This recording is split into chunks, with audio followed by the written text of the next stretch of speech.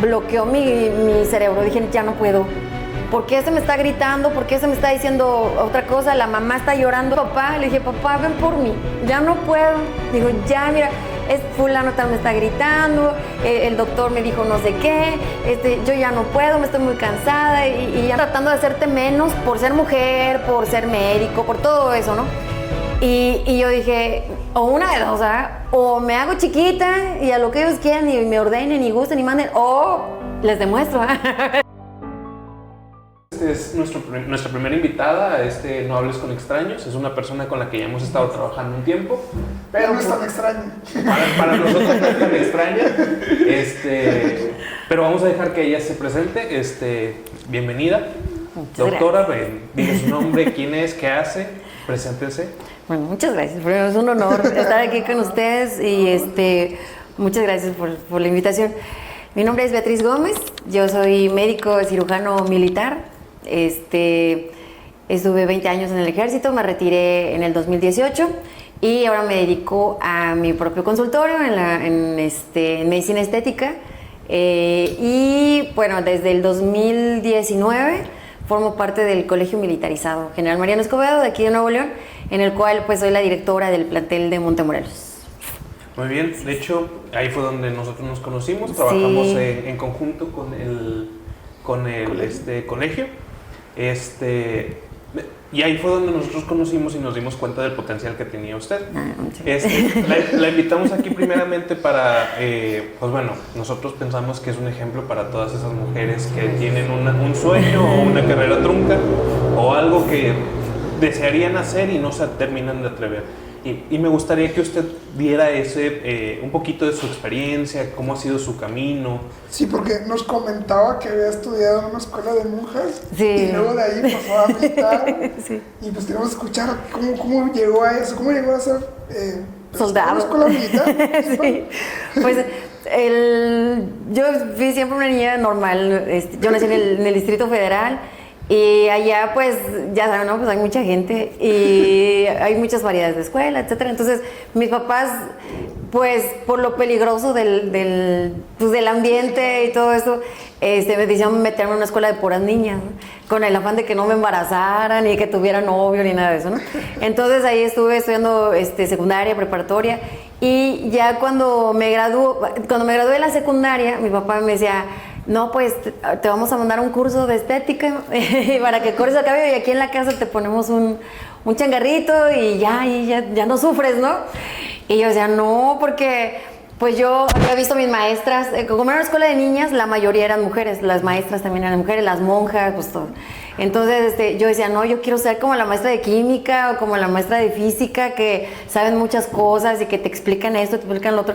La maestra de biología era mi máximo, o sea, de que le preguntabas algo y todo te contestaba, ¿no? Y la maestra de química que sabía tantas cosas, entonces yo las admiraba mucho y yo quería ser como ellas y siempre les andaba preguntando, ¿no? Que dónde habían estudiado, qué habían hecho, todo eso. Y entonces, cuando me dice mi papá, no, pues es que ya no se puede, o sea, ya hasta aquí, hasta la secundaria. Y dije, no, pues conseguí una beca para seguir estudiando la prepa ahí mismo. Mis maestros me ayudaron mucho porque también en ese tiempo coincidió que mi papá tuvo cáncer, linfoma. Y pues una enfermedad larga, ¿no? Duró enfermo 11 años, pero los primeros años son los más difíciles, pues son los de la quimioterapia y que se vienen abajo, deja de trabajar, las dificultades económicas, las dificultades familiares, cambia todo el rol de la familia, porque pues mi mamá y mi hermano se tuvieron que dedicar a 100% a llevar a mi papá al hospital, entonces estaba yo ahí medio abandonadilla, entonces pues mis maestras me cobijaron, por eso las admiraba yo tanto, porque ellas, pues no tenía yo para comprar útiles ni los uniformes y ellas se unieron y me compraron los libros, los cuadernos y uniformes pedían a alumnas que ya se habían graduado y me consiguieron los uniformes. Entonces todo eso te marca, a lo mejor no se los puedes regresar a ellas mismas, ¿no? Lo que hicieron por ti, pero sí con otras personas y ese como que es un compromiso que a uno se le queda. De que el día que tú puedas ayudar, el día que tú tengas la oportunidad de hacer algo por alguien más, pues no te la pienses, ¿no? O sea, porque el ayudar es así, sin pensarlo. Lo tienes y ayudas, así como lo hicieron conmigo. Entonces, pues ellas me ayudaron a conseguir la beca, a seguir estudiando la preparatoria Y ya cuando terminé la prepa, pues ya yo dije, pues yo no voy a poder ir a las universidades que fueron mis maestras, ¿verdad? Que fueron a la Anáhuac y a la Ibero y a la Salle. Entonces, pues dije, no, pues no.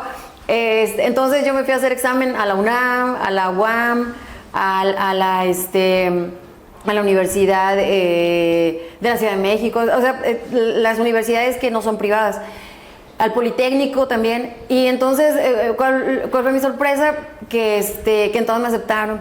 Pero también yo presenté para el ejército porque pues era una opción, ¿no? Y entonces, pues cuando me empezaron a aceptar en la UNAM, en el Poli y todo, pues decía mi papá, pues ya, ¿no? Te vas a la ciudad universitaria, pero queda muy lejos. Nosotros vivíamos en el Estado de México y la ciudad universitaria está en Coyoacán, o sea, está muy, muy lejos. Son como todo el metro, ¿no? De recorrer. Y peligroso y todo. Y en el Politécnico el enfoque de la carrera es diferente. O sea, también ya te empiezas a ver eso, ¿no? Los planes de estudios, que es en módulos, etcétera. Entonces, ya son distintos. Entonces yo decía, no, pues no quiero ahí, ¿no? Ya me había interesado mucho lo del ejército porque, aparte de que era el examen que más exigía, porque no nada más era examen de conocimiento, sino que tuve que hacer examen médico, de que mi mamá me tuvo que llevar a que me empastaran las muelas podridas, de que me tuvo que llevar a que me hicieran una limpieza de oídos, yo nunca había corrido, nunca había sido niña deportista, ¿no? Siempre en la clase de deportes yo me escondía, me iba al baño, no sé. Entonces, tuve que ponerme a correr porque te dan una guía del examen. Entonces me puse a correr ahí en la casa como loquita y luego no sabía nadar, tuve que aprender a nadar y luego hay un salto de decisión que si ese no lo pasas, aunque pases todo lo demás, no lo pasas. Entonces el salto de decisión es de 10 metros. Y me iba a una ciudad deportiva ahí adentro del Politécnico Nacional. Y entré con los chavitos que estaban en natación y que los que estaban en clavados y todo. Yo dije, pues aquí soy, o sea, la verdad es que uno tiene que así preguntar, perder la pena y decirle, yo quiero esto y ni modo, ¿verdad? Y yo corría el riesgo de que me dijeran no, y todo, hasta me decían, parece rotoplas y no sé qué, o sea, porque no podía. Y entonces ya, de verlos, me enseñaron ciertas técnicas y esas cosas. Le digo, yo nomás lo que quiero es aventarme, o sea, y salir, ¿no? Entonces ellos me enseñaron, dice, tú vas caminando y te avientas y sales. Entonces el salto era al agua, era un clavado de... Sí, es a la fosa. Ah, ok. Saltas a la fosa y sales nadando. Ok. Entonces, si no hacías eso, no pasabas. Entonces, y bueno, entonces fue el examen médico, luego el examen físico, luego un examen psicológico, yo jamás había hecho un examen psicológico y te preguntan, ¿te gustan las flores? ¿Te gustan los niños? ¿Y alguna vez has tomado aspirinas? ¿Y tú qué? O sea, no, eso, ¿sabes? Sí, no. ¿Y alguna vez estado enfermo? Y yo, pues sí, o sea, de gripa, de eso. Entonces, te confunden, ¿verdad? Nunca había hecho ahora yo veo que ya los preparan para esos exámenes y digo, fíjate, pero uno lo pasa así como pudo, ¿no? Y luego el examen cultural, que ahí yo me acuerdo que me aprendí todos los libros así, casi que de memoria, porque cada vez que vas a los exámenes, incluso los de la UNAM, a los de la... Es en estadios, o sea, está llenísimo. Tú dices, ¿cuándo va a pasar, no? Entonces tienes que sacar excelente porque si no te quedas. Y la competencia es a morir, ¿no? Entonces, cuando yo presentaba los exámenes íbamos y yo veía así un mar de gente. Dice, no, pues tienes que hacerlo súper bien. Y luego había que hacer dominadas y había que hacer lagartijas y bueno, total que... Y esos los exámenes yo dije, no, pues yo prefiero quedarme en esta porque fue la que más trabajo me costó, ¿no? Y no tenía ningún familiar militar, ni tampoco médico, ni nada. Pero dije, no, pues yo quiero estar aquí. Como todos los exámenes y todo eso en las instalaciones del campo militar, pues todo eso te va llamando la atención. Y yo creo que sí dicen por ahí que hay una vocación, ¿no? Hay como un llamado. Y yo creo que sí, a mí, desde el primer momento que pisé el colegio militar, donde me hicieron mis exámenes, que fue en el campo de Popotla, donde es el antiguo colegio militar, no, todo me enamoró, ¿sí? La arquitectura, los cadetes y cómo se portan y todo, así, ay, tú babeando ahí. Entonces dije, no, yo quiero estar aquí. Entonces, aunque me habían aceptado todas las universidades, yo dije, mamá, yo quiero aquí en el ejército. Y fue un lloradero y un desgreñadero porque ellos no querían, ¿no? Mis papás, pues no querían, y entonces pues dije, pues no, pues yo sí quiero. Pero como tenía 17 años, en ese entonces sí aceptaban menores de edad, tenían que firmar mis papás. Bueno, pues ya estábamos así en la puerta para entrar y no me firmaban. Y yo, por favor, ahí rogándoles. Ya todo el mundo había entrado y yo, por favor, fírmame. Y mi mamá, no, yo no voy a firmar nada. Y no sé qué. Y mi papá, no, que no sé qué. Y ya, como pude, le saqué la firma y ya me metí. Y pasó una semana ya internada ahí en la escuela de medicina. Y cuando me vieron mis papás con el cabello corto, porque te cortan todo el cabello así como hombre, y de verde, y luego toda soleada, se pusieron a llorar. O sea, yo dije, ay, tan mal me veo. O sea, se me dice, pero ¿cómo es posible? Pero yo traía el cabello hasta la cintura, pues niña de casa, ¿no? Y siempre así con tu moñito y todo. Me interesa ese punto, ese cambio que nos comenta del colegio de monjas, que es un ambiente puramente femenino, sí, al cambio radical que es un colegio militarizado, que si ahorita ya se está abriendo las puertas a más mujeres, antes me imagino que era un campo de masculino completamente, y ahorita que lo está diciendo que le cortaban el pelo y casi como si fuera hombre. Sin aretes. Me llama mucho la atención cómo llevó ese cambio tan drástico de entorno, cómo lo sobrellevó, ¿cuál fue el reto más difícil que tuvo en esa etapa? Yo creo que yo sí lo veo a retrospectiva, y creo que tan chiquita me di cuenta de las necesidades que había en mi familia. Pues a ver, mi papá está enfermo, ¿no? Mi mamá anda apurada con eso. Yo tengo que estudiar porque aquí no les ayudo en nada. O sea, estando viéndolos y acercándole el café o el té, no ayudo en nada. O sea, tengo que superarme, tengo que estudiar y tengo que aportar a mi familia. Y yo en el ejército entré por necesidad, o sea, porque yo vi todo eso. En el ejército le dieron servicio médico a mis papás, me daban pues es un incentivo, ¿no? Es muy poquito, pero te sirve como para tus gastos. Te dan de comer, obviamente, vives ahí, es un internado, te dan los uniformes. Y yo dije, o sea, con esto no voy a molestar en nada a mis papás. Mis papás se pueden dedicar a atenderse, que eso es algo prioritario, ¿no? Claro. Su salud, y que mi papá estuviera vivo, pues para mí.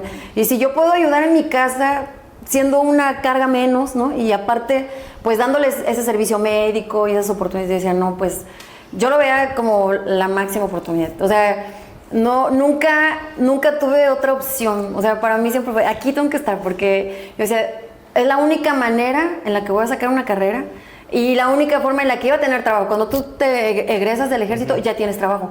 Y trabajo de lo que estudiaste, ¿no? O sea, de médico.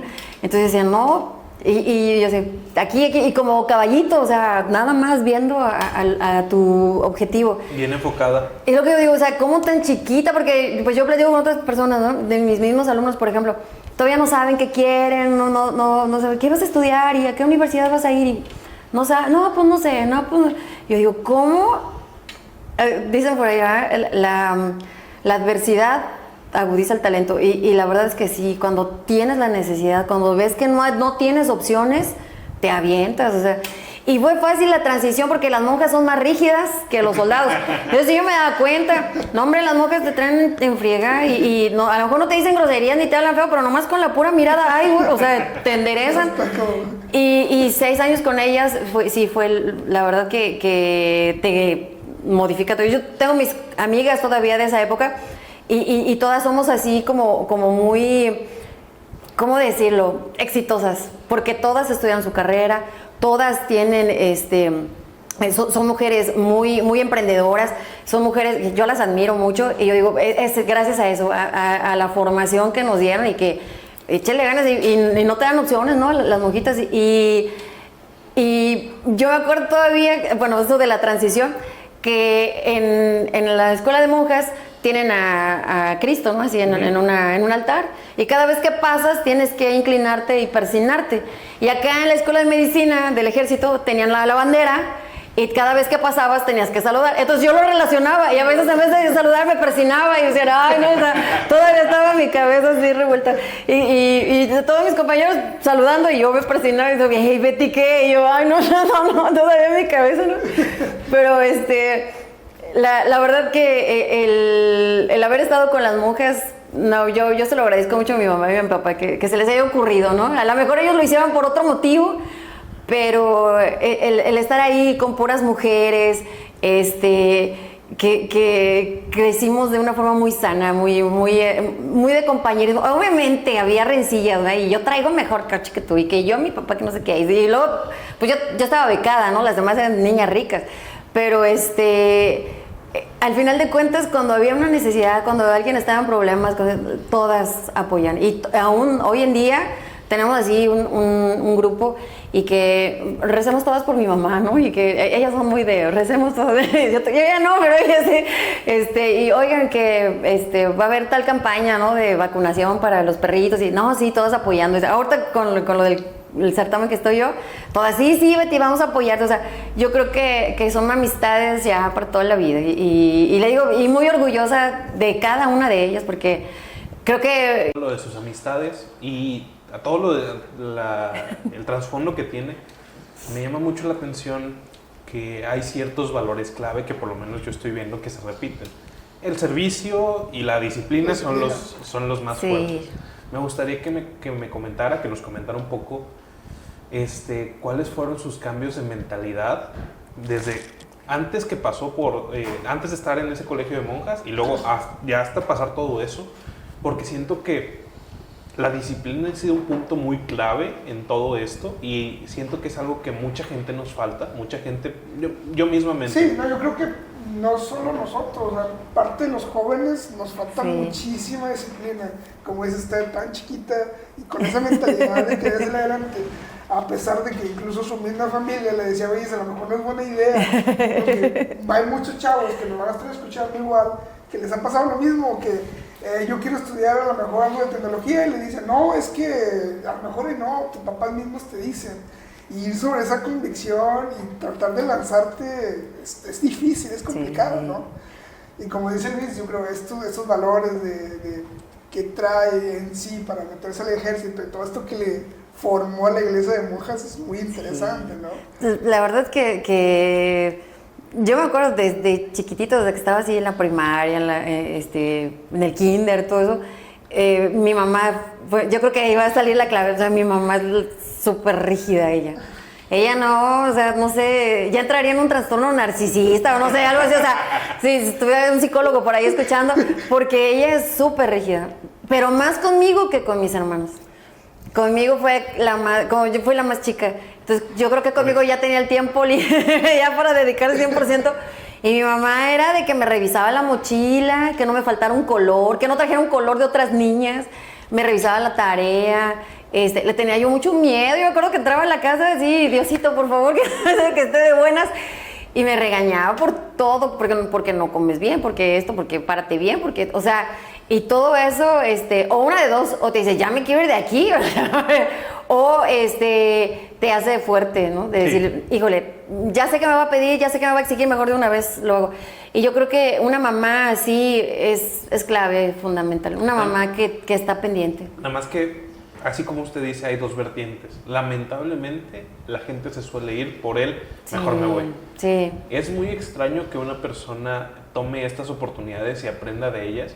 Y es lo que me gusta mucho de estar hablando con usted, porque se nota como usted ha pasado por mucho, ha aprendido de todo esto. Y una parte de lo que decimos de la disciplina, por ejemplo, a nosotros de repente tenemos un nuevo reto y nada más porque se nos hace difícil ya lo dejamos. Sí. Pero ¿cómo decir eso de alguien que pasó un colegio de monjas y luego un colegio militar? Y no obstante eso, todavía ahorita se está dando las oportunidades de probar cosas nuevas. Sí, cosas muy nuevas que a lo mejor pues, no tiene la experiencia, pero sí, no. Eso es algo que me gustaría mucho que la gente que nos escuche se quede, porque sí siento que muchas veces los mismos sueños los terminamos matando nosotros. Sí. Por ese miedo a la disciplina. No sé, es lo que más saco de usted, y me gustaría mucho que nos explicara la mentalidad, o sea, hoy en día, con todo eso que ha aprendido, ¿cómo se enfrenta, por ejemplo, a este certamen, que es algo completamente diferente? ¿Cuál es su mentalidad? ¿Cuáles son su línea de pensamientos para enfrentarse a retos nuevos? Y una vez dentro del reto, ¿cuál es su forma de proceder? Ya trayendo todo esta construcción, vaya. Pues la verdad es que, como le decía, tienes que seguir adelante porque no ves opciones. O sea, o es para adelante o no, no hay un camino alterno. Cuando tienes opciones, ese es el problema, ¿verdad? Porque dices, bueno, pues si no funciona A, me voy a B, y si no, pues me voy para acá. Y si no puedo aquí, bueno, pues me voy para acá. Y la verdad es que yo nunca he tenido opciones. Siempre ha sido, o aquí, ¿no? O esto, porque no hay de otra. Y afortunadamente siempre lo he logrado, pero por eso, porque no ves que no lo puedas hacer. Yo cuando entré a la escuela de medicina, pues como les digo, o sea, no tenía ningún familiar médico y mucho menos militar y sufrí muchísimo. En ese entonces fue en 1997, ya hace muchos años, las mujeres solamente estaban en la Escuela Militar de Enfermeras, en la Escuela Militar de Odontología, en la Escuela Médico-Militar. Y párale de contar, ¿no? Y cuando nos juntaron a todas en el colegio militar para hacer un curso, que se llama un curso de adiestramiento al ejército, ¿no? Te enseñan a usar el arma, a vestir el uniforme y todo eso. Todas chiquititas, ¿no? Y con la misma ilusión y aguantamos lluvia, aguantamos correr con el arma. Y yo las veía a ellas, esa es la inspiración, o sea, si ella no se dobla, ¿yo por qué, no?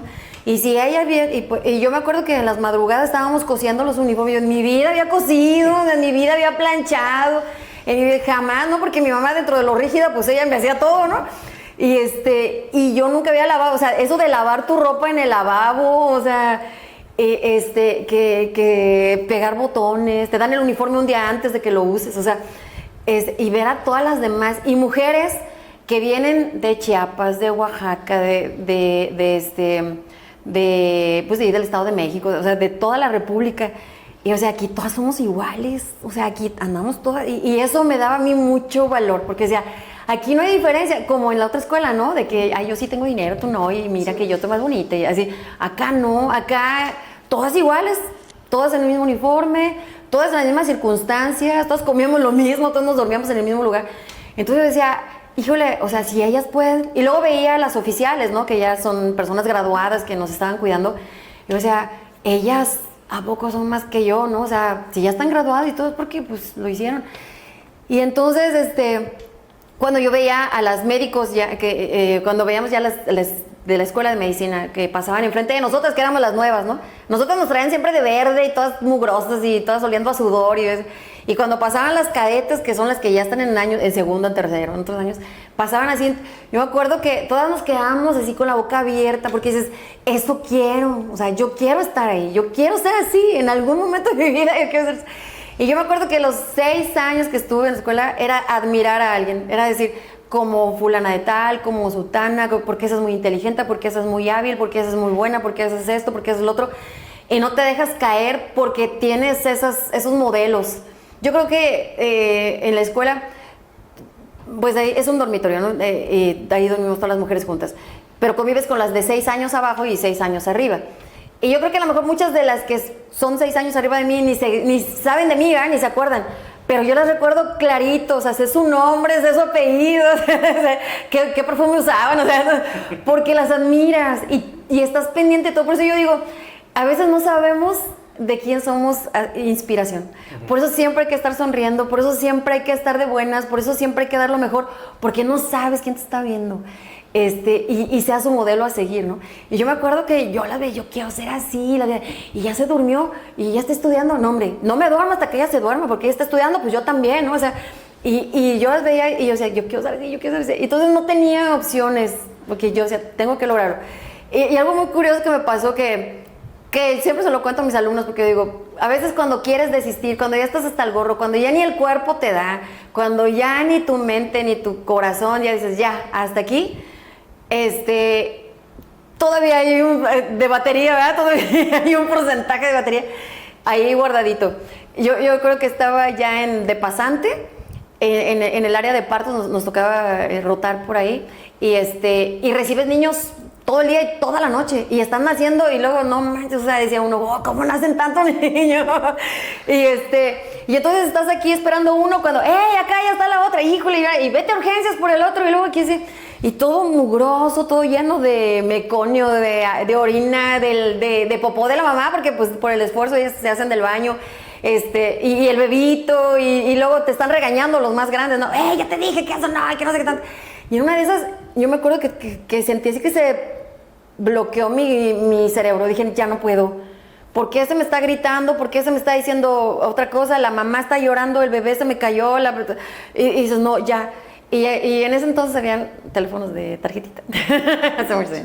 Entonces conseguí una tarjeta y le hablé a mi papá. Le dije, papá, ven por mí. Ya no puedo. Digo, ya, mira, fulano tal me está gritando. El doctor me dijo no sé qué. Yo ya no puedo, me estoy muy cansada. Y ya no. Y mi papá me dice, híjole, ¿sabes qué? No se oye. Híjole, a ver, síguele. No, y que me cuelga. Y yo dije, hijo de su... Ahí fue cuando dije, ándele, sígale, no van a venir por mí. O sea, y regresas a la batalla y ni modo. Respiras, te echas tu llorada y ni modo. Y te limpias las lágrimas y a seguirle. Y aquí estoy. Y digo, si no hubiera sido por eso, no hubiera graduado. O sea, definitivamente que a veces ellos son muy sabios. A lo mejor también se le rompió su corazón de escucharte llorando. O sea, yo también me dan ganas de llorar. Porque yo me acuerdo que está bien así, destrozada. O sea, ¿por qué te humilla, no? O sea, dentro del mismo trabajo, del estrés del trabajo, pues te dicen de groserías, te dicen de cosas. O sea, no, y no te lo des todo personal, es la situación, ¿no?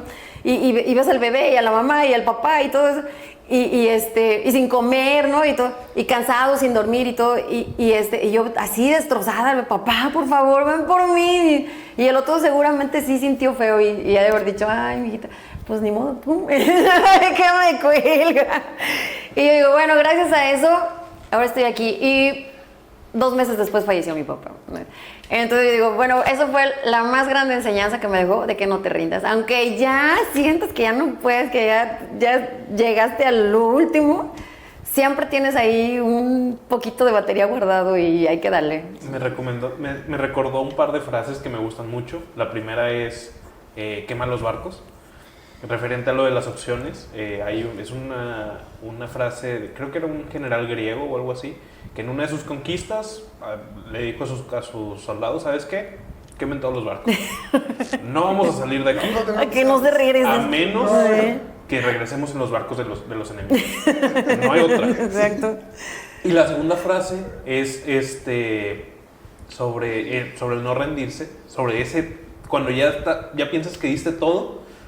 Es una frase de un motivador que se llama David Goggins. Ajá. Que él dice que cuando ya piensas que ya diste todo, cuando tu cuerpo ya está doliendo, cuando todo, te queda 30% más por dar.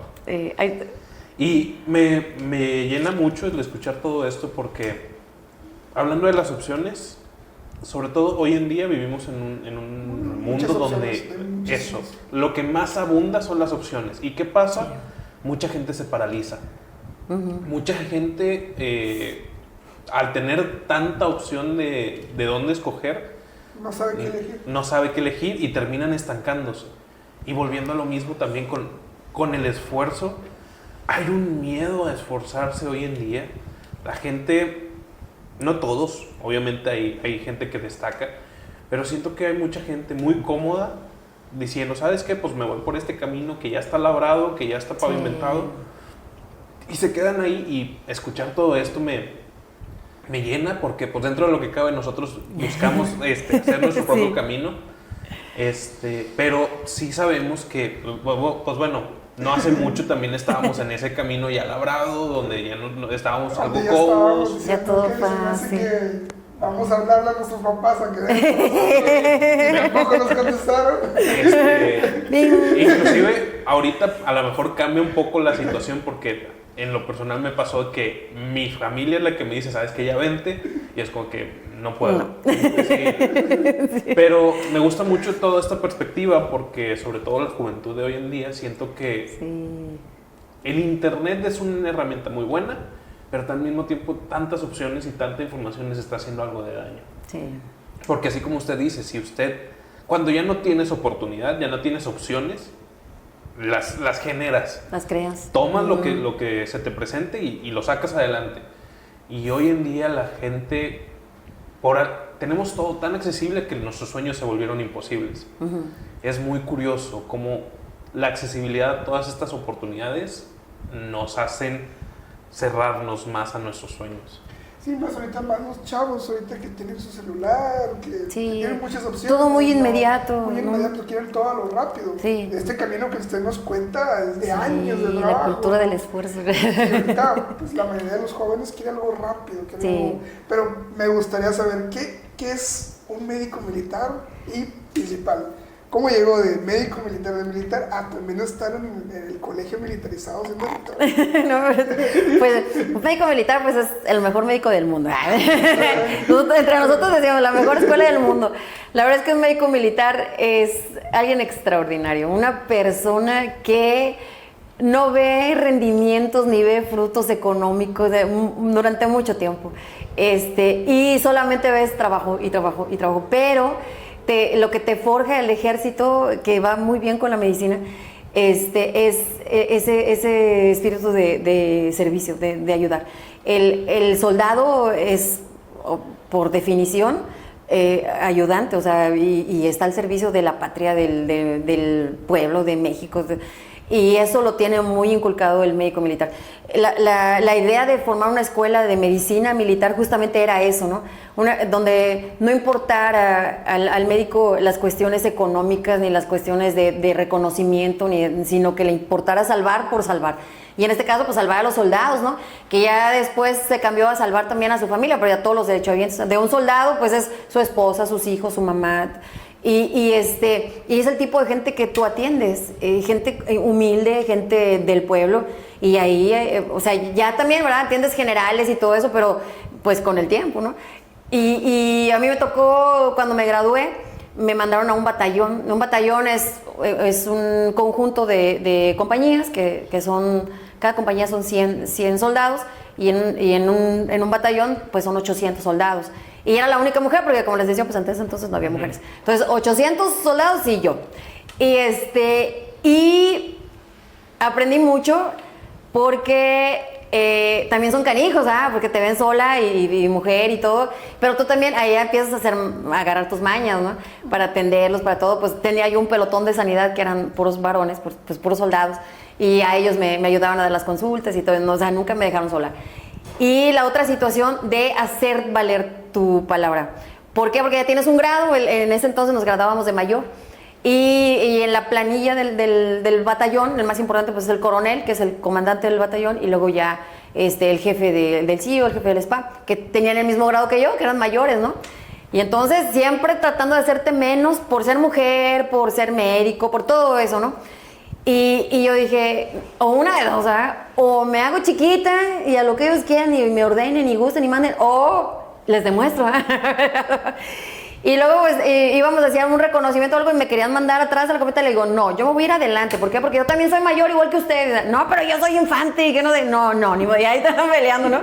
Entonces, al final sí me mandaban para atrás, pero bueno, ya había peleado, ¿no? Yo creo que ahí estuve 2 años. Y después de esos 2 años vas a estudiar tu especialidad. En este caso yo fui al posgrado y ahí va otra vez. O sea, estudiaba todos los días, porque yo no quería estar en el batallón. O sea, yo me quería ir a estudiar, ¿no? A seguir superándome. Y hay muchos médicos que se quedan en el batallón y está bien, ¿no? Pero yo no quería eso. Yo quería estar los 2 años que eran de ley y ya regresarme a la escuela de posgrados y hacer otra cosa. Y entonces, todos los días estudiando y yo digo, ¿cómo le hacía? O sea, también ya a retrospectiva dices, ¿cómo? Estudié. Y tenía bien claro que quería regresar a hacer mi maestría. Entonces, pues ahí en el batallón, que como les digo, que atendía a los hijos de los soldados y a las esposas y todo. A veces ellos se van meses a la sierra de servicio y se quedan las familias solas. Y uno, como médico y como mujer, eres el sostén, digamos, psicológico, espiritual, ¿no? A lo mejor no económico, pero sí de la mamá de la esposa. Porque ella decía, si no estuviera usted aquí y mi hijo enfermo y mi marido por allá, ¿qué haría yo, no? Y entonces pedía autorización para poder ir a visitarlas a sus casas y a veces conseguía el medicamento y a veces, o sea, yo digo que esos 2 años fueron realmente maravillosos porque pude hacer mucho por mucha gente que igual queda en el anonimato porque pues la doctora, ni saben quién eres, ¿no? O sea, ellos no te identifican ni por tu nombre ni por... No, o sea, la doctora. pero era la satisfacción de que un niño tuviera su medicamento, de que la señora no estuviera sola, de estar acompañando a las familias. Y ya cuando regresaban los soldados, pues ya verlas, ¿no? Como familia y ver cómo se integraba la base del ejército. Porque ya en otros momentos pues, ya te toca estar en otros lugares, pero es que es la base, el soldado, cómo vive, qué come, su familia, sus hijos. Eso a mí me instruyó mucho de cómo es. En ese entonces pues comenzaba lo del la guerra contra el narco y todas esas cosas, y entonces muchos no regresaban. Entonces, bueno, fue difícil esos 2 años, fueron de mucho aprendizaje y fueron de revalorarte como mujer, porque 800 hombres y que tú pudieras y te le pusieras al coronel y todo eso. Yo creo que mucho me daba valor el grado, ¿verdad? Que yo creo que ahora ya sin eso, ¿verdad? Sin el grado lo puedas hacer. En ese entonces pues tenía 23 años, pues no sé, 60, ¿no? Pero sí, fue muy difícil, y incluso en las noches tenía que ir a hacer cateos y reconocimientos y todas esas cosas. Y las personas que están detenidas les tienes que hacer examen médico, ¿sí? Y luego mi mamá estaba conmigo y ahí íbamos las dos en el coche, mi mamá con sus tubos y su bata, y pues yo tenía que ir uniformada, ¿no? Y ya llegábamos a la comisaría o a donde estaban detenidos las personas, y el coronel, ¿y usted siempre con su mamá? ¿Y usted, señora? Mira, y mamá, pues ya aquí estoy, y no me pierdo ninguna, y aquí voy a andar. Y yo digo, híjole, mi mamá siempre haciéndome segunda. Pues entonces mi papá pues ya había fallecido, entonces ella andaba siempre conmigo. Y a todo lo que iba del ejército, ahí andaba conmigo. Dice, no señora, está más falta que le pongan un uniforme. Pues deme uno también. Entonces, eso cómo no te va a dar valor, cómo no te va a dar fuerza. O sea, muchas veces me tocó, el batallón en el que yo estuve está en Tecomán, Colima. Entonces es un área donde hay mar. Y había muchas señoritas y jovencitos que iban a practicar surf. Entonces, los detenían porque les encontraban droga, ¿no? Entonces, me da mucha tristeza ver niñas de 15, 16, 17 años, y yo decía, ¿tu mamá sabe dónde estás? Me dice, no. Y no me puede conseguir una toalla sanitaria, y no me puede dar un jabón, y no me puede dar... Y yo decía, ay, caray, o sea, todas esas cosas que vives, y dices, esta jovencita, ¿dónde está ahorita aquí en la cárcel? Su mamá ni sabe dónde está. Y ahorita tú eres su único soporte, ¿no? Y ya que yo las cuidaba, y digo, miren, no las meta a la cárcel, o sea, déjenme tenerlas acá en lo que les hago el examen médico, y las apartaba y las ponía en otro lado y todo. Y yo decía, ay, Dios mío, o sea, dame fuerza, ¿no? Para no... y para aguantar y para pelearte con los demás, porque pues es que entender ahí. Y luego, también mucho miedo, porque a veces me tocaba a mí hacer las revisiones, y tú dices, no sabes qué traen, o sea, si traen una pistola, y yo tan chiquita, o sea, con una cachetada me tira, pues, o gente grandísima, y pues ahí me tocaba, a ver, pues, tengo que revisar, y ay, Dios mío, o sea, por acá por dentro rezando, ¿no? Pero, pues son experiencias, y la verdad que todo lo valoro mucho, que cada cosa que hice, y el haber conocido Colima, el haber conocido Tecomán en específico, fue algo muy bueno. Todavía tengo amistades de allá, porque pues yo llegué así con una mano delante y otra atrás, ¿no? Porque a mí me empezaron a pagar pues hasta que estaba allá. Y entonces el doctor que se fue, el que relevé, me dijo, pues yo estoy rentando una casa, si quieres te la dejo.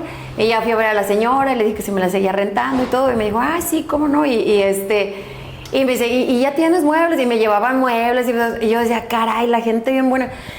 Y luego conocí a un médico del Seguro Social, y le dije que si podía hacer prácticas ahí, y entonces hice prácticas en el Seguro Social, de ahí de Tecomán, y luego en la Universidad de Colima, que fue de ahí que yo me decidí a estudiar biología molecular, porque la doctora Elena, que es muy conocida por ella, ella pues se dedicaba a todos los estudios genéticos, y estaba haciendo un estudio sobre unas cabras que habían abandonado ahí unos holandeses en una isla de Colima. Y me enamoré, o sea, le dije, ya, igual así, tocando puertas, oiga, soy fulana de tal, y así sin conocerte, y la doctora, pásate, oiga, pero pues es que yo no sé, no, ahí aprendes, y me enseñó a hacer extracción de DNA, me enseñó a hacer PCRs, me enseñó a hacer, o sea, yo dije, no, de aquí soy, y los estudiantes de posgrado, bien amables, y te enseñan, y te dicen, mírate esto, y lo otro, y aquello. Y yo decía, caray, ¿cómo hay gente que te va poniendo en el camino, no sé, Dios, el universo, ¿no? Y que son esos ángeles que te dicen por aquí, por acá, ¿no? Y te van guiando. Y yo, igual la doctora a lo mejor ni se acuerda de mí, ¿no? Pero ese hecho de que me haya abierto la puerta de su laboratorio, de que me haya permitido entrar, de que me haya permitido aprender, eso me cambió la vida a mí completamente. Y fue lo que me estimuló a decir, solo 2 años en el batallón y regresarme a estudiar a la maestría. ¿Qué otra cosa? O sea, la maestría era en biología molecular. Cuando a todos mis compañeros y a mis compañeras les interesaba estudiar cirugía reconstructora o estudiar cardiología, o sea, donde está la lana, ¿verdad? O sea, estudiar otorrino, oftalmólogo, todo. Y yo decía, no, yo quiero estudiar. Oye, pero ahí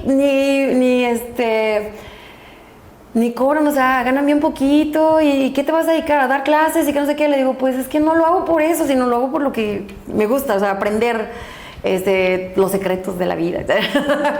Y entonces, conocí a otro doctor que se llama el doctor Berumen, que también dejó así huella en el área de investigación del ejército. De hecho, fue el que estimuló más el área de investigación dentro del ejército mexicano. Y la verdad que él fue el que hizo unas mezclas genéticas de unos caballos para el ejército. Y lo admiraba yo muchísimo. Entonces, cuando ahí va otra vez, va a hacer un examen examen para la maestría, y otra vez médico, físico, psicológico, todo otra vez. Justo se iba a preguntar que si también era físico también. Todo igual. Y ya estábamos todos mis compañeros, ¿y tú qué vas a estudiar? No, que otorrino, ¿y tú qué oftalmólogo? ¿Y tú? No, que pediatra, ¿y tú? Pues, biología molecular. Ay, Betty, ¿eso qué? Yo, entonces ya, lo bueno que era la única, entonces no tenía competencia, por todos estaban en otras cosas. Los que van para ortopedia y todo eso, pues compiten entre ellos, y yo como nadie, ¿no? Entonces pues yo solita. Y la biología molecular ha sido una bendición, porque ahí te descubres qué tan chiquito eres, qué tan pequeñito eres, o sea, porque ves el origen de la vida, que es una molécula, ¿no? El DNA, el RNA, y cómo es una PCR, y cómo combinarlos y hacer plásmidos y clonaciones y todo eso. Y dices, ¿cómo nos estamos peleando unos con otros? ¿Cómo somos envidiosos? Cuando todos somos lo mismo, una moleculilla así. Y cuando hacíamos pruebas de paternidad, por ejemplo, porque luego son necesarias, o pruebas genéticas para alguna bacteria, para algo, descubre uno, oye, Dios tiene un laboratorio allá arriba donde está haciendo todas estas cosas, ¿no? Todas estas modificaciones, todo eso. Y la verdad que la biología molecular a mí me ha dado la mayor satisfacción. Estudiar eso, el aprender el origen de la vida, el que todos somos iguales, y todavía te haces más humilde, porque entiendes qué somos, ¿no? O sea, que somos una molécula tal cual, o sea, y ya el extra es lo que ya cada quien le pone, es como un pastel, ¿no? Ya en la decoración ya es el extra, pero en esencia todos somos iguales. Y me acuerdo que tenía un maestro que era general retirado, el biólogo molecular, que se fue a Estados Unidos a hacer postdoctorado, etcétera, muy reconocido el general. Pero ya era muy grande él. De hecho, iba a la escuela sin que le pagaran. Él iba a dar clases así gratis. Y me obligó a comprar el libro en inglés, o sea, me traía en chinga.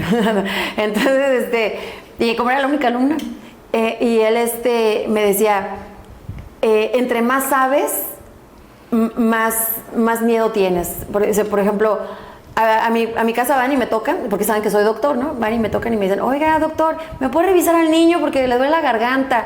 ¿Y qué me recomienda, no? Para darle. Pero tú ya sabes que, por ejemplo, la aspirina le puede ocasionar un problema sanguíneo. Ya sabes que si le das salbutamol le puede ocasionar un problema neurológico. Ya sabes que... Entonces le dices, mire señora, hágale un tecito de manzanilla y con mielecita, y así se la lleva. Y se me quedan viendo mis vecinos así como que ni idea de saber doctor de qué, ni sabe nada, ¿no? Pues yo me acuerdo cuando era pasante, llenas las recetas, ¿verdad? Y amoxicilina con clavulanato y cada 3 horas, ¿no? Y 3 inyecciones, y ceftriaxona para que le duela, y penicilina de 1.200.000, ¿no? Y receta uno así. Ya cuando aprendes de qué están compuestos los medicamentos, ya cuando aprendes la fisiología ya profunda, dices, ay, güey, o sea, ¿cómo recetaba yo? O sea, hasta te da pena, ¿no? ¿Cómo decía yo eso? Y por eso decía mi maestro también, el ignorante es feliz, o sea, solo el ignorante es feliz, porque ya las personas que saben más ya son más cuidadosas y ya le temen a más cosas. Entonces, pues, después de haber estudiado ahí en la escuela, se llama Escuela Militar de Graduados de Sanidad, donde son todas las especialidades médicas y donde son los posgrados de maestrías, doctorados. De ahí estuve dando clases en mi escuela, que esa era realmente mi ilusión. O sea, yo decía, ¿qué tengo que hacer para llegar a dar clases aquí y ser como los maestros que tanto admiraba? Pues ese era el camino. Y entonces llegué a dar clases en mi escuela y ese ha sido, no sé, mi top. O sea, ese fue como mi clímax, el de haber dado clases en mi escuela, formar médicos. Hay algunos que todavía te hablan de maestra, y se te llena el corazón. y a muchas que apoyé con sus tesis de especialidad, de maestría. Y todo eso dices, ay, no, la mayor satisfacción del mundo. Ya después de ahí, el doctorado ya lo hice en la Universidad de Anáhuac y ese ya fue más relax, ¿no? Porque ya no era en el ejército, ya fue más tranquilo. Aunque todos mis compañeros éramos militares, la universidad fue a apoyarnos a dar las clases ahí al hospital militar, pero pues los maestros pues no eran militares, ¿no? Y pues la tesis la hice con personas extraordinarias. Fui otra vez así, toda mi vida ha sido de tocar puertas, en la GEBIU, que es el del parte del CIMBESTAF, pero en Irapuato, que se dedica a plantas. Y tenía una compañera que estudiaba su doctorado y su postdoctorado en la UAM Iztapalapa. Y entonces ella trabajaba con una planta también. Y entonces yo le dije, oye, yo quiero hacer algo, descubrir un medicamento. Pues yo quiero hacer eso, descubrir un medicina. Y entonces me junté con ella, que tenía la planta, y igual tocar ahí puertas para que me prestaran la planta. Y luego ir a Irapuato para que ahí el doctor me ayudara a hacer la extracción de las proteínas de la planta y saber cuáles eran esas proteínas las que podían controlar el SIDA, que era lo que me interesaba. El SIDA es una enfermedad que si bien ya es controlable, que si bien ya no es mortal, pues los medicamentos cada vez digamos que el virus se va haciendo resistente. Y entonces hay que estar cambiando los medicamentos y tiene que estar usando el paciente combinaciones, 3, 4 medicamentos. Y entonces cada vez hay que irle quitando uno porque ya se volvió resistente. Entonces continuamente se están haciendo medicamentos nuevos. Entonces ese era uno de los objetivos, hacer un medicamento nuevo contra el SIDA, que era originario de una planta que es de Veracruz. Y entonces ahí en Irapuato me ayudaron con todo lo que era el procesamiento de proteínas, de secuenciación, etcétera. Y pues ya, yo hice mi tesis en transcriptómica, se llama. Y la tesis de la maestría acá en el ejército fue un diagnóstico de recién nacidos de sepsis, o sea, de bacterias. ¿Por qué? Porque ahí va otra vez, mis niños, mi bebito nació prematuro y entonces estos niños pues sufren mucho porque los tienen en una incubadora y son muy susceptibles a las infecciones, etcétera. Entonces yo vi eso y yo dije, aquí necesitamos hacer algo porque no le puedes hacer un cultivo a un niño. Un cultivo requiere mililitros de sangre y en un recién nacidito y luego prematuro, pues ¿de dónde, no? Y entonces yo hice una prueba diagnóstica que solamente con picarle así poquito, muy poquita sangre, se pudiera hacer por medio de biología molecular, encontrar el DNA de la bacteria. O sea, es discernir entre el DNA humano y el DNA de bacteria. Si encuentras DNA de bacteria, pues entonces está infectado, ¿eh? Porque no debería estar ahí, no tiene motivo. Entonces es un diagnóstico que se hacía en 2 horas y los doctores a veces esperaban un cultivo 8 días. Y luego para que les dijeran, muestra insuficiente, puta. ¿Qué pasaba ahí? Que el niño no se podía ir de alta. Entonces la mamá quedaba sin su bebé 15, 20, un mes, muchos días. ¿Y eso en qué tiene efecto? En la relación madre-hijo, en el desarrollo cognitivo del bebé, en el desarrollo físico. Ahora sabemos que pegarte a tu bebé luego en cuanto nace se le despiertan todas las áreas del cerebro. Entonces yo hice esa prueba diagnóstica porque justamente lo viví, ¿no? O sea, y ahí va, o sea, lo que tú reconoces como una necesidad es por lo que trabajas. Entonces por eso hice esa prueba diagnóstica. Y luego respecto a lo del SIDA, pues porque también tuve muchos pacientes en el hospital, en ese entonces sí fallecían de SIDA. En ese entonces sí fallecía la gente por la falta de medicamentos. México es un país que pues todavía hay mucha discriminación y se les negaba el acceso a los servicios de salud. Incluso en el ejército era motivo de baja el diagnóstico de SIDA. Entonces, fue una lucha tremenda, ¿no? Yo sé que hay otras enfermedades, ¿no?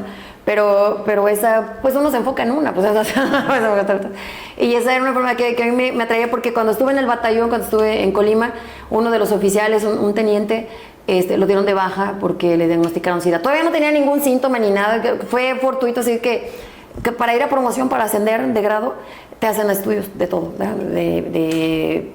de química sanguínea, de biometemática, de peso, de todo.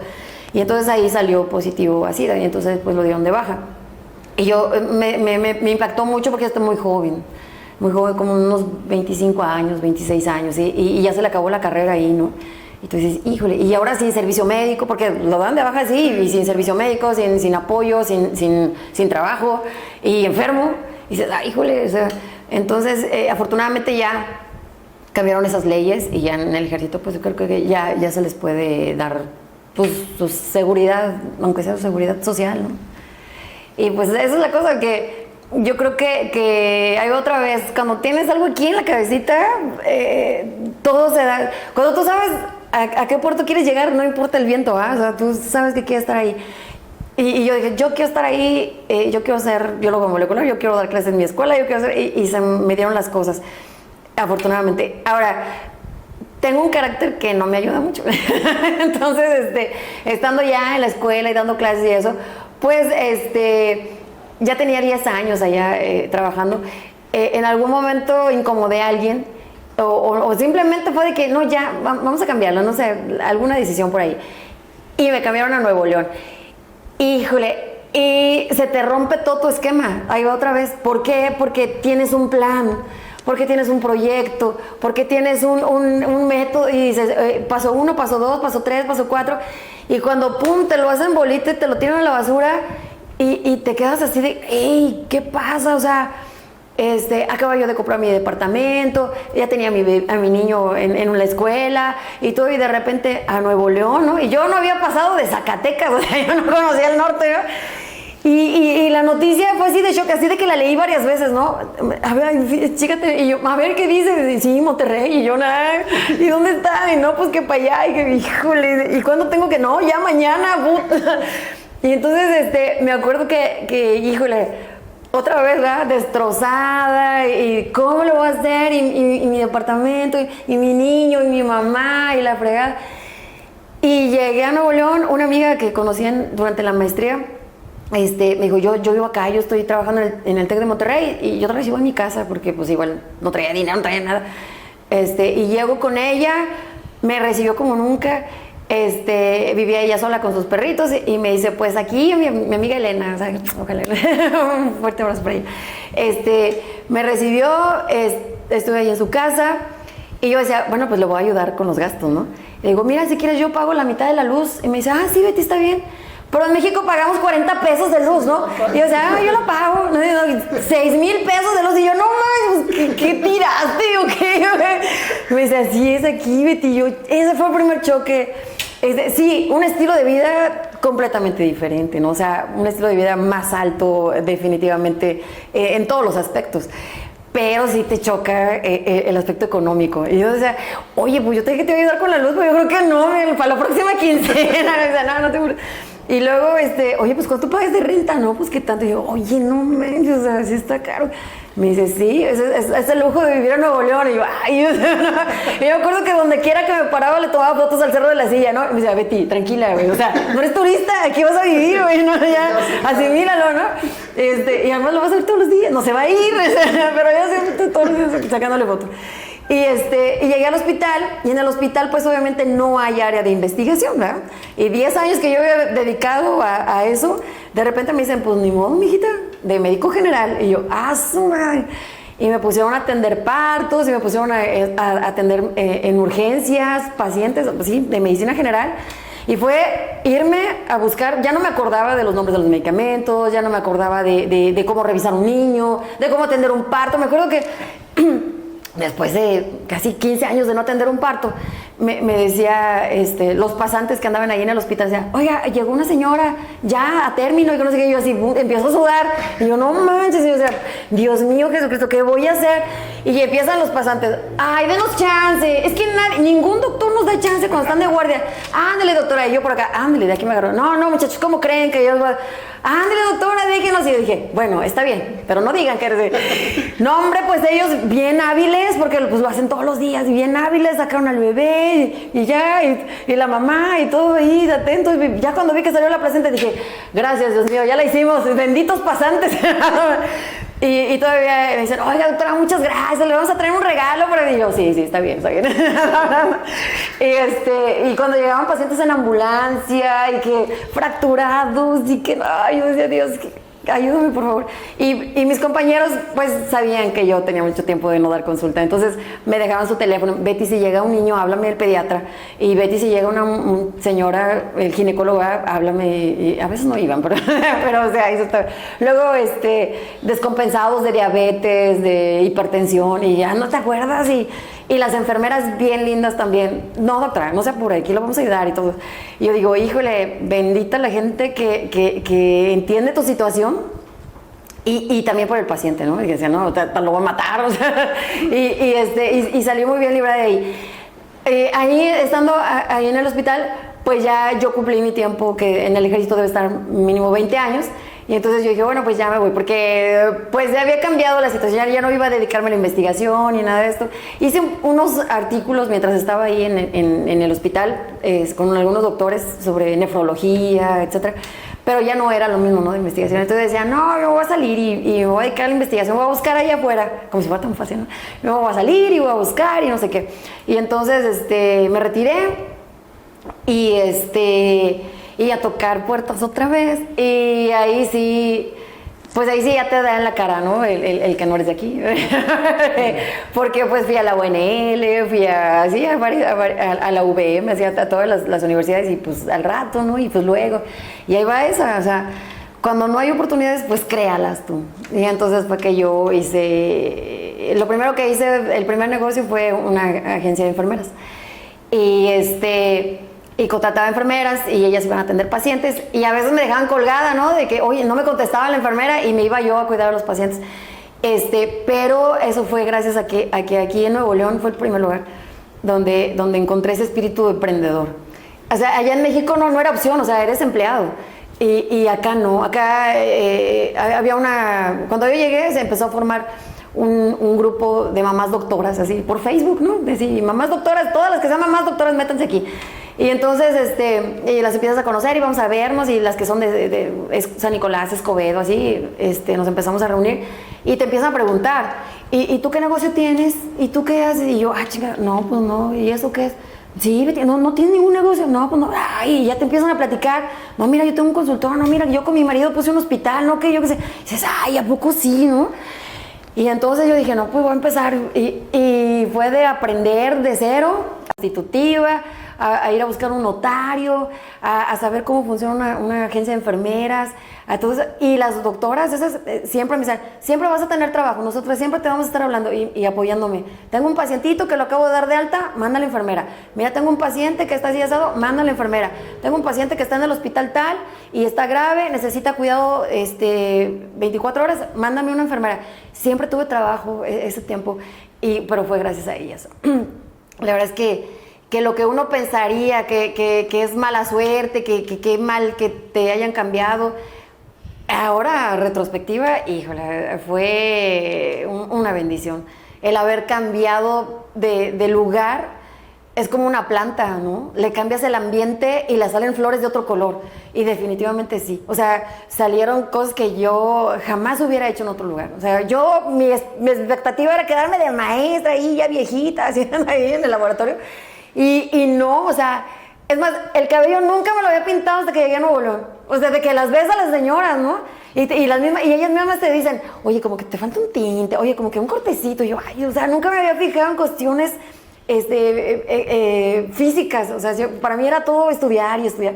Y ellas no, o sea, aquí empezaron a decirte, oye, Betty, mira, que hay que hacer esto, que lo otro, y a donde te llevaban a comer y todo, y decía, o sea, Nunca le había dado uno interés a ese tipo de cosas hasta que llegué a Nuevo León. Y ahí va otra vez, la mujer regia, la mujer nuevo leonesa, y ahora que conozco a las mujeres de Montemorelos, caray, o sea, no hombre, mujeres hablan fuerte, pero también son muy fuertes, o sea, de corazón, de espíritu. Yo digo, si Nuevo León está de pie es por las mujeres, o sea, definitivamente, porque son rudas, son fuertes, pero a la vez bien nobles, o sea, no te dejan caer y te ven que te estás, no te dejan que te pierdas. Cuando estaba yo en eso de las enfermeras y todo eso, salió la oportunidad de trabajar en el colegio militarizado, porque pues ya había yo buscado dónde trabajar, y en eso me dicen, no, pues que hay un colegio militarizado, que no sé qué. Yo dije, pues puedo dar clases ahí, ¿no? Y yo llegué, igual, tocando la puerta, ¿no? Y mi general, o sea, el general igual sin conocerme, ¿no? Mi general Sosaya. Y me dice, ¿sí, tú qué? Y yo, pues yo soy médico. Y médico de qué o qué? No, pues que, ¿y aquí qué iba a hacer? Pues puedo dar clases de biología, mi general, de química. Me dice, bueno, póngale ahí un escritorio. O sea, esa nobleza de darte trabajo sin conocerte, sin saber quién eres. Yo digo, oye, nomás por ser militar, o sea, por ser egresada del colegio, siéntate ahí, y me puso un escritorio y me inventó ahí un puesto mientras, ¿no? Y pasaron 3 semanas cuando me dice, oye, me dice, ¿conoces Montemorelos? Y yo, pues había venido al Bioparque, ¿no? Y yo, pues sí, pero se me hacía así. Yo esa vez que vine al Bioparque sentí que habían sido horas de camino y si vamos bien, ¿no? Y me decía mi bebé, oye mamá, si es por aquí, que no sé qué. Yo, sí, ya vamos a llegar. Y le digo a mi hija, no, pues sí conozco. Pues hay un puesto de director, ¿cómo ves? Y yo, sí, mi hija, es que uno en el ejército te queda eso muy inculcado, de que lo que te ordenen, sí, mi general, y es más, me habla por teléfono, yo me pongo firme, no se quedan viendo, hey, espérate, está en el teléfono, ¿no? Pero ya es algo que se te queda del ejército.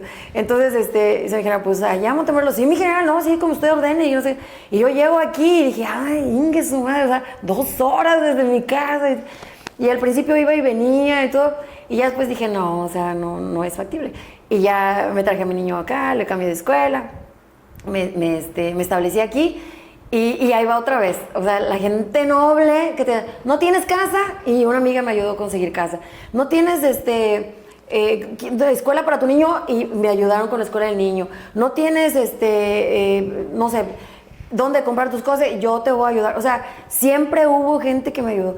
Y cuando yo llegué aquí a la escuela, pues nunca había trabajado fuera del ejército, o sea, entonces no, pues tenía el negocio de las enfermeras, que bueno, de hecho se tuvo que cerrar porque se quedó allá en Nuevo León, en Monterrey, pero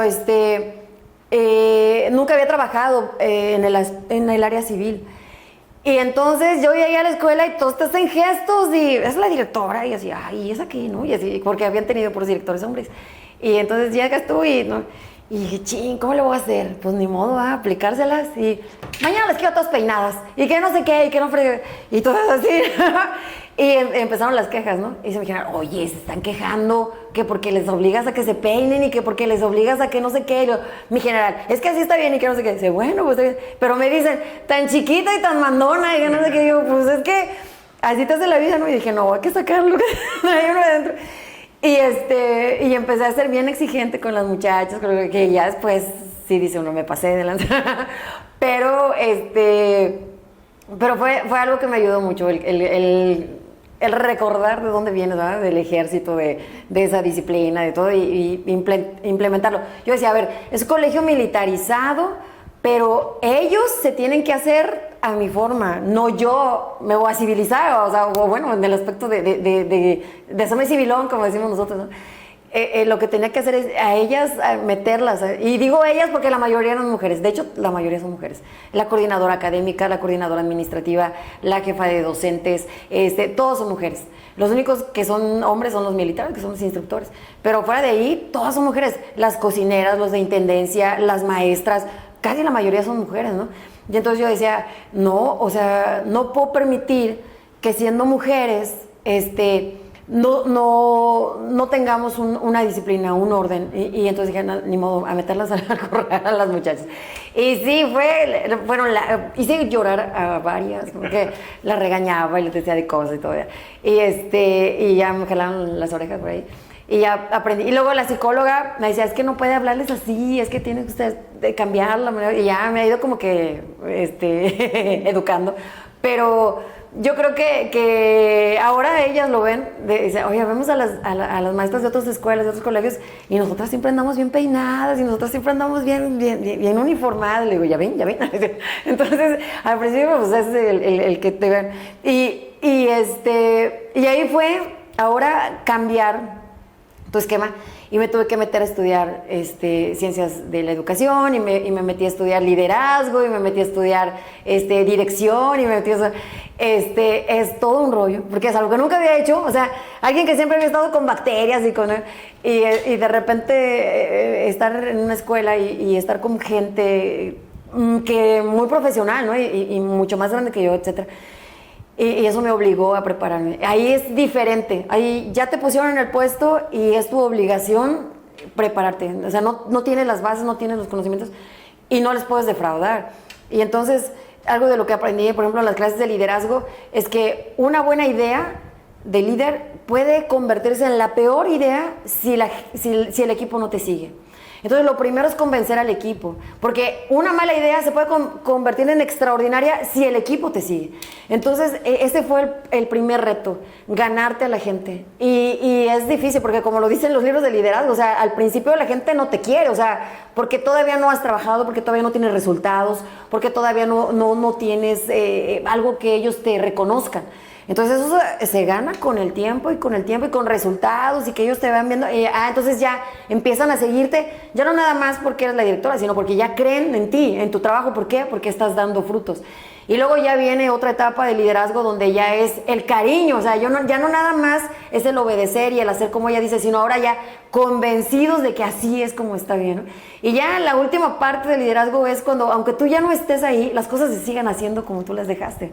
Entonces, estamos en esa etapa de transición, o sea, y de aprendizaje, y a veces pues se ha tenido que cambiar gente, y se ha tenido que hacer cambios, y se ha tenido que modificar, pero yo creo que la gente ha entendido que el objetivo es no por uno, sino por la misma institución. Uno es muy institucionalista por el ejército, que entiendes que eres un número, que no eres tú, ¿no? O sea, entiendes que eres un número más, y que lo que tú sumas, lo suman todos y hacemos grandes. O sea, no es que uno y uno son dos, no, uno y uno son mucho. O sea, entonces, es lo que yo he tratado de inculcar, y yo creo que sí se ha logrado. Y la otra situación fue que durante la pandemia, por ejemplo, estábamos pues en línea y todo, y dije, pues, ¿qué hago, no? Y ahora qué estudio, y siempre estaba pensando, ¿ahora qué leo? Y dije, siempre la medicina estética le había hecho el feo, porque decía, ay, ¿eso qué? O sea, no, es tan banal, ¿no? Y de repente dije, bueno, voy a tomar un curso en el ISET. Dije, voy a tomar un curso de mascarillas, y luego que un curso de no sé qué. Y lo dije, bueno, ya empecé a invertirle a tomar curso de rejuvenecimiento, ¿no? Que Botox, que ácido hialurónico, y los tensores, y que no sé qué. Y lo dije, bueno, ya fui haciendo más cursos y más cursos y más cursos. Y entonces dije, bueno, pues ya. Y ahí fue otra vez de decir, voy a poner mi consultorio. Porque, o sea, tienes que crearte todas las oportunidades para decirte, ¿y quién me va a dar trabajo? Pues nadie, entonces tú solito. Y con mis ahorros, que eran muy pocos, puse mi consultorio, y no llegaba nadie, ¿no? Y ahí va otra vez, o sea, la bendición de Dios, que tú dices, Dios mío, si esto no es para mí, mándame una señal, ¿no? Pero si sí es para mí, pues digo.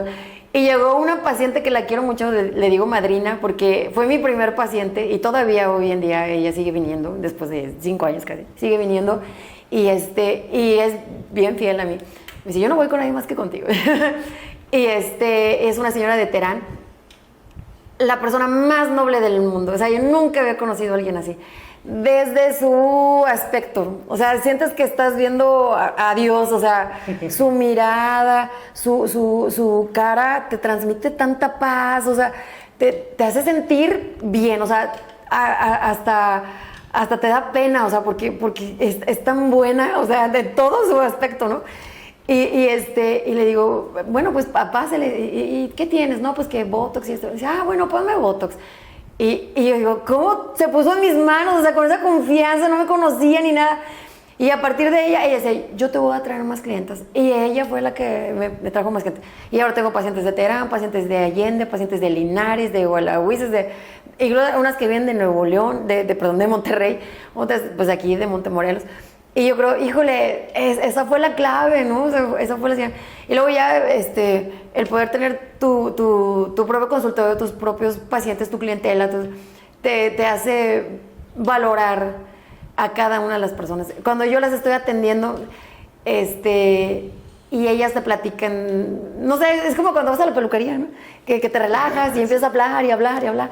Y aquí también mis pacientitas de repente vienen y le digo, ¿qué le voy a hacer? ¿O qué se va a aplicar? O sea, nada más vengo a platicar. O mira, ¿qué tienes?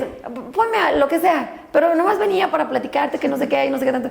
Y tengo un ángel de asistente que se llama Tsiri, que ella también es bien linda. Entonces las señoras vienen y luego me preguntan, ¿y ahora no está Tsiri? Y le digo, no, se fue a un curso. Y dice, ay, me la saludas mucho. Y luego me dice, aquí le dejo su propina. Y yo, ay, mejor a Tsiri que a mí. O sea, la verdad que yo creo que ahí va otra vez. Las personas así adecuadas te las va poniendo Dios en el camino. Y también las personas que no te hacen bien, también te las va poniendo para decirte que por ahí no es. Por ejemplo, yo en esta transición de que llegué a Monterrey, pues dices, me voy a dar ya venía yo divorciada, ¿verdad? Venía con mi niño. Y de esas de que merezco una oportunidad en el amor, ¿no? Y me volví a casar. Y entonces, y bueno, tuve una bebita, pero sufrí violencia intrafamiliar. Entonces, en ese momento en el que te están pues maltratando, golpeando, yo me acuerdo que pensaba, si me muero aquí, o sea, si dejo que él me mate tal cual, ¿qué va a pasar con mis hijos? O sea, ya eran dos. Y, o sea, a lo mejor se lleva a la niña pues porque es de él, ¿no? Pero el niño, ¿qué va a pasar? Y entonces yo me acuerdo que eso estaba aquí y eso me dio fuerzas para quitármelo de encima y salir corriendo. Agarré a mis niños y me salí corriendo a tocar a tocar puertas aquí a los vecinos, y me abrió mi vecino, me abrió la puerta de su casa y ahí estuvimos una semana ahí escondidos, ¿verdad? en lo que se podían resolver las cosas y los trámites legales y todo eso. Y a veces todos decimos, ay, las mujeres que las golpean, eso, pues, ¿para qué siguen ahí? O sea, no creas que es de un día para otro. O sea, la violencia intrafamiliar es paulatina y es progresiva. Y te va haciendo menos, o sea, te va haciendo sentirte a ti menos y que no vales y que no sé qué. Y te la crees, o sea, en un momento. Y ya cuando pasa algo así tan grave que te ves que ya tu vida está en riesgo, y es cuando dices, ay, híjole, hay que sacar fuerzas. Y yo ahí mi fuerza pues fueron mis niños. Yo me acuerdo que era lo único que veía. No veía otra cosa más que mis niños. Y eso fue lo que yo, pues, ¿cómo te vas a quitar una persona más grande que tú y más fuerte que tú? Solamente así, ¿no? Con ese ímpetu. Y yo lo aventé y agarré a mis niños y me salí corriendo. Y yo digo, híjole, a veces también hay que agradecer esos malos momentos y esas personas que dijéramos son malas, pero no, porque también te enseñan algo, ¿no? Y también te aprendes a que, ahí otra vez, tienes fuerza de algún lugar que a lo mejor tú no sabías y a lo mejor nunca pensaste que ibas a estar en esa situación.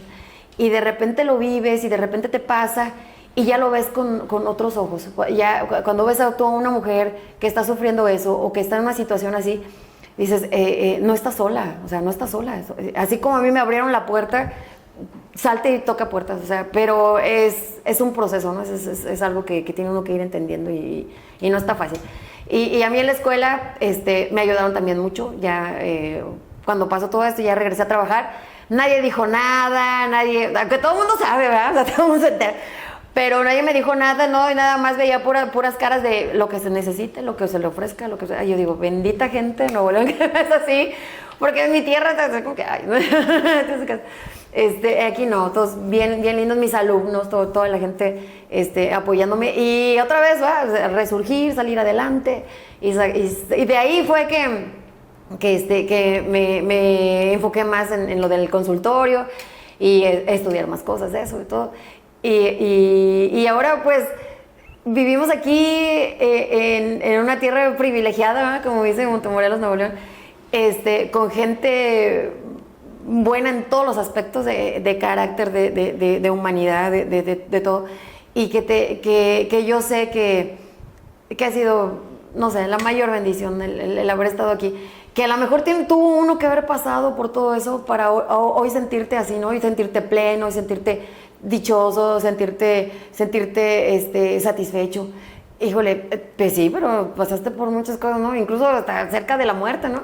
Pero ahí estás. Y a veces yo lo platico con mis alumnos porque de repente están tristes y se andan haciendo daño y dejan de ir a la escuela y todo eso. Y a veces me lo toman a mal, ¿verdad? Porque pues les digo, pero les digo, hey, ya pasó, ya, pasa de hoja. No, pero es que me hicieron esto y me pasó aquello. Pues, sí, mija, pero ya, o sea, es tu vida. No es la otra persona. O sea, la otra persona que te hizo daño, la otra persona, sí, ya, cambia de hoja y sigue adelante, porque no te puedes estancar, no te puedes quedar en el sufrimiento, no te puedes quedar en el hubiera, no te puedes quedar en el que, ay, no, o sea, a veces se escucha a uno muy, muy rudo el decirles eso, pero es que no puedes sentarte a llorar más de una hora, ya, porque ya, lo que sigue, ¿no? Es que es algo que pues, gente que ya ha pasado cierto camino, nos damos cuenta que efectivamente es válido y es necesario sentir nuestro dolor y vivir nuestro dolor, pero si no nos sacamos nosotros mismos de donde estamos, nadie nos va a sacar, claro. Nadie va a venir a levantar. No se puede. El mundo no se va a detener porque tú te sientes así todo el tiempo, o sea, sí. Sí, y bueno, dice uno, tienes 15 años, o sea, te queda un mundo de vida por delante, no puedes estar sufriendo por eso, y ni haciéndote daño, ni lastimándote, ya, o sea, sí dolió, yo sé, entiendo que fue doloroso y todo lo que, pero ya, mira, ciérrale el libro y abre otro nuevo y síguele adelante. Y aquí también lo que yo he escuchado aquí de mis pacientes es lo que también te da fuerza, porque si estas señoras han pasado por estas cosas, híjole, uno puede con todo. Y lo que les decía, o sea, ¿qué mantiene a Montemorelos a flote? Las mujeres, o sea, definitivamente. Porque yo veo las madres de familia que van allí a la escuela, son señoras bien plantadas, bien fuertes y que te reclaman y dice uno, o sea, bien empoderadas, ¿no? Y dice uno, y todavía van los papás y dicen, oiga, ¿qué es eso? Déjeme, le pregunto a mi esposa. Y yo digo, no, o sea, la mujer de Montemorelos es maravillosa. Aparte que es muy hermosa, son muy bonitas, son muy, muy fuertes. Aparte tienen esa voluntad, que yo creo que es lo que hay que regresarle a estas nuevas generaciones. Esas grandes señoras que yo he tenido oportunidad de conocer aquí en Montemorelos, que a mí en su momento me han apoyado mucho. Yo digo, esas señoras tienen que hablar con mis alumnas, tienen que platicarles de lo que se trata la vida. Y de que ellas son del mismo lugar, de la misma situación, de las mismas circunstancias, y ahora quiénes son, ¿no? Y por dónde hay que hacerle y por dónde hay que darle la vuelta. Y por ejemplo, cuando yo llegué aquí, y yo decía, ay, es que aquí en la escuela hay una universidad, y hay estas señoras y estas personas, y ¿por qué no nos ayudan, no? Y me di cuenta que tú llamas la atención con tu trabajo. Y entonces dije, bueno, pues nadie nos ayuda y vamos a ponernos a trabajar y ponernos a trabajar y ponernos a trabajar. Y de repente la universidad volteó a vernos y ahora ya nos becó alumnos. Y de repente el gobierno volteó a vernos y ya nos apoya con ciertas cosas. Y ya los empresarios ya vienen y, oiga, ¿qué necesita? Y ya, o sea, dice uno, no es cuando tú quieras, no es cuando tú lo pidas, es cuando estás preparado y cuando estás listo para que sucedan las cosas. Porque yo ahora ya no tienes que pedir nada, o sea, la gente llega. La Universidad Autónoma de Nuevo León ahora me está pidiendo alumnos y me está pidiendo. Y digo, oye, cuando antes ni ¿qué es eso de militarizados? Y ahora ya me los piden los alumnos para que vayan a las unidades aquí de ciencias forestales, de ciencias agropecuarias, de entonces que ahí se los llevan a los alumnos y dice uno, ándele, o sea, eso también te queda de experiencia, de que no es cuando tú crees que las cosas deben pasar, sino en el momento justo y adecuado en el que tienen que ser. Todo tiene su momento y realmente algo que nosotros, nuestra generación vive mucho es de que todo lo queremos rápido. Y cuando vamos creciendo nos damos cuenta que había ciertas cosas que teníamos que pasar para llegar al punto que queríamos llegar. Me gusta todo esto que viene de cosa nueva en cosa nueva. Y vamos a hablar de la última cosa nueva que ha estado haciendo. Cuéntenos sobre el certamen, señora Regia. ¿Qué la impulsó a esta nueva experiencia? Porque si vemos todo lo que nos ha comentado es completamente diferente, es algo completamente nuevo y pues me imagino que es otra vez volver a tocar puertas, volver a estudiar. Cuéntenos un poco. Y principal, algo nuevo también, otra vez algo nuevo. Algo completamente nuevo. Sí, bueno, pues como les decía yo, hasta que llegué aquí a Nuevo León, me pinté el cabello, hasta que llegué aquí me empezó a interesar esto de la medicina estética, porque todas las mujeres aquí en Nuevo León son así, o sea, son impactantes, o sea, hasta para ir al súper van todas arregladas. Entonces, eso me hizo a mí el dedicarme a esto de la medicina estética, porque vi a las mujeres muy interesadas en este aspecto, y el platicar con ellas el por qué y todo eso, y te das cuenta que no es porque te vean, es para que tú te veas. Y o sea, a las pacientes, bueno, pues y sus hijos, su esposo, o sea, no, ni modo que no la quieran por traer arrugas. No, es que no es por ellos, o sea, es porque yo me veo al espejo y no quiero traer esa arruga, me molesta. Que a veces uno, y le digo yo, ¿cuál arruga? No, ni se le ve, pero pues para ella es importante ciertos detalles. Que luego uno me dice, no, que arréglame la nariz o que arréglame los labios. Y digo, ay, pues es que sí se ve bien. No, yo quiero más, o sea, y ya es donde yo empecé a entender eso, que es por una misma. Y leí por ahí un artículo que, por ejemplo, las personas que les hacen cirugía estética, rinoceptoplastía o que bichectomía, o que les cambian la facies completamente, de ser muy gruesa a hacerlas ya más finitas o más delgaditas, cambia su comportamiento. O sea, tiene un efecto psicológico cómo te ves en el espejo. Y si tú te ves más finita, hasta tus modales van a cambiar, cambia la forma de la voz, ya no es tan gruesa, su forma de comportarse y todo. Y venía el estudio psicológico de miles de mujeres, ¿no?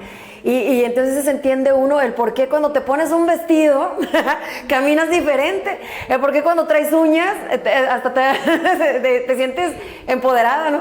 Y tiene su efecto acá. Entonces no es lo que los demás ven, es lo como tú te sientes. E incluso la lencería bonita y todo eso tiene su modo de quién te la va a ver, ¿no? O sea, a lo mejor eres soltera y no tienes marido ni novio, ¿quién te ve a la lencería? Pero es que tú te sientes bien porque tú la traes, o sea, ¿no? Entonces, eso es un entender de que no es banalidad. Yo así creía, que era algo banal, materialista, que no sé qué. Y fue cambiar de forma de pensar, porque pues por eso me dedico. Y en una de esas, estando en la noche así, que no tiene uno nada que hacer, ¿no? Y estás ahí dándole vueltas al teléfono, salió así un anuncio que decía, ¿has dejado de sentirte bonita? ¿Crees que ya nadie te valora? ¿Sientes que la gente ya no voltea a verte? ¿Crees que ya no eres importante? Y yo decía, ay, chinga, o sea, y todas las mujeres, conforme va avanzando nuestra edad, eso va pasando.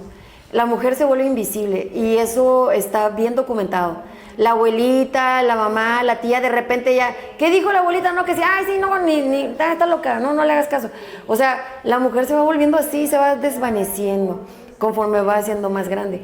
Y a todas nos ha pasado en algún momento de que ya no te voltean a ver, ya no te sientes bonita, ya no te sientes valorada. ¿Y por qué? Porque ya estás en la menopausia, porque dices, no, esto ya no es para mí, vestirte así, no, pues no, ya tengo que ser más discreta.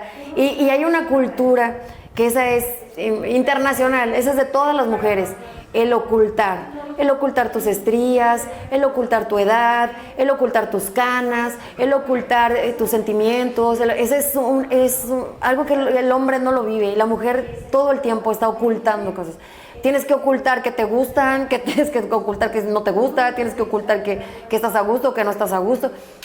Incluso mucho tiempo se vio mal que una mujer disfrutaba un orgasmo, o sea, tienes que demostrar que no te gustó, o sea, porque si no eres de lo peor, ¿no? O no puedes demostrar que quieres sentirte sexy, porque no, eso está mal. Entonces es algo que la mujer va batallando, ¿no? Yo creo que desde la Biblia, desde que la mujer es la mala, ¿no? Porque fue la que le dio la manzana a Adán, desde ahí ya estamos como marcadas de que somos las malas del cuento y de que hay que estar siempre ocultándonos. Entonces, yo dije, bueno, pues ¿de qué se trata, no? Y todavía pensé en hacer un curso de motivacional, de coaching, de cosas así. Y ya cuando entré, era una aplicación, o sea, una solicitud para participar en un concurso de belleza. Y yo dije, ay, y ya leí los requisitos y decía de 36 a 66 años, ¿no? Y dije, ay, chinga, o sea, entro yo, o sea, porque dices, te imaginas, concurso de belleza son niñas de 18 años, de 25, por ahí, ¿no? Y luego no piden una estatura mínima, no piden un peso mínimo, o sea, estricto, no piden experiencia de modelaje, dije, ay, eso está mucha belleza para ser verdad, ¿no? Y dije, bueno, ya mandé mi aplicación, de esas cosas que a las 12 de la noche no sabes ni qué, a todo le das que sí, a todo le das like y pum, que se ven. Y al otro día, pum, su casting es el día tal, ¿no? Y yo, chica, o sea, y yo me acuerdo que no le decía a nadie porque decían, no, o sea, que ahí va otra vez, ¿verdad? ¿Qué me van a decir? ¿Qué van a pensar? Y yo lo mantenía yo así en secreto y no le decía a nadie, estaba siempre callada y siempre, pero pensando, ¿qué me voy a poner y cómo voy a caminar? Y yo nunca he caminado en una pasarela, yo nunca he hecho esto, nunca he hecho el otro. Y con mi niña de 6 años me puse a caminar con ella y me puse a bailar con ella y lo bueno es que es como un cómplice, ¿no? Las niñas así son, de que, ándale mamá, y ella siempre impulsándome y yo dije, pues ya, ahí vamos. Y ya me presento al casting. Y no, hombre, pues ves mujeres que dices, caray, o sea, hermosas, ¿no?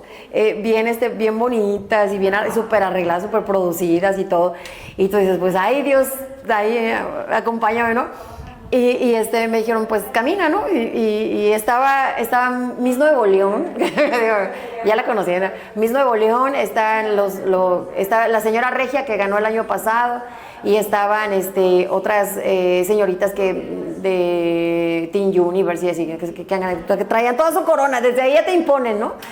Y entonces, pues camine, y yo, híjole, pues ahí como puedes, ¿no? Como pollo espinado, ya camino. Y luego ya te dicen, ¿por qué quieres estar aquí? Y yo, pues, ay, digo, pues, más que nada porque, pues, es algo que nunca había hecho y porque vi que entraba, o sea, que estaba dentro de los requisitos. Y porque me puse a revisar, obviamente ya cuando vi que tenía que ir al casting, todo me puse a revisar lo que había pasado el año anterior. Y eran señoras de mi edad, eran señoras caminando en una pasarela con vestidos hermosos, maquilladas. Yo dije, yo quiero eso, o sea, aunque sea una vez en la vida, ¿no? Porque yo siempre he sido soldado y siempre he andado de botas y siempre he andado de verde y siempre en la sierra y siempre, o en el hospital, ¿no?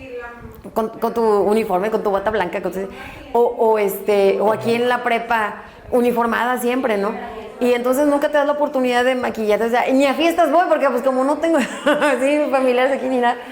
Y entonces yo dije, yo quiero eso, sentirme como esas señoras, porque las ves felices, contentas, ahí en la pasarela, ¿no? Y bailando y con su vestido y luego la señora que le pusieron la corona y tú dices, ay, yo quiero eso. Una vez en la vida vivirlo, ¿no? Y entonces, pues por eso estoy aquí. Me dijeron, no, pues vamos a ver, ¿verdad? Si te quedas. Y ya a la semana me mandan que ya entraste y lo que sigue, ¿no? Y entonces ya nos dan la plática informativa de lo que seguía, clases de pasarela, clases de baile, clases de nutrición, clases de personalidad, clases de esto, clases del otro. Tú dices, en la madre, o sea, en mi vida había tomado nada de eso, nunca le había dado importancia, ¿no?